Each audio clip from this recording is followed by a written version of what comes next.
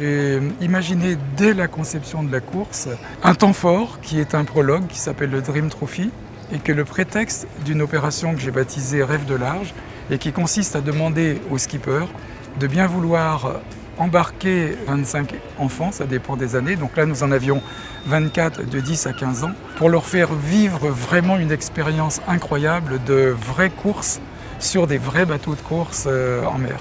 Vous connaissez Victor? Il a déjà fait de l'optimiste. Hein. Alors là aujourd'hui sur le prologue ça va bien se passer. Ça va être forcément du partage et puis du spectacle aussi parce que tous les bateaux sortent. Donc ça va être un peu une répétition du départ qu'on va avoir dimanche. Un moment de partage, de convivialité et de compétition quand même.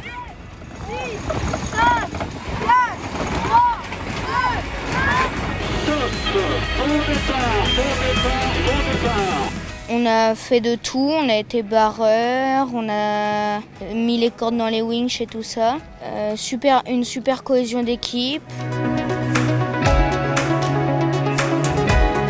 C'était la première fois que je faisais du bateau comme ça, de bateau de course. Et c'est une bonne expérience parce que j'avais jamais testé ce genre de sensation.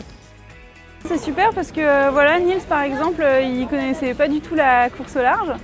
Et il se retrouve là, il s'est tout de suite pris au jeu, ça l'a amusé de comprendre qui passait devant, le parcours, comment fonctionne le vent, comment fonctionne la stratégie.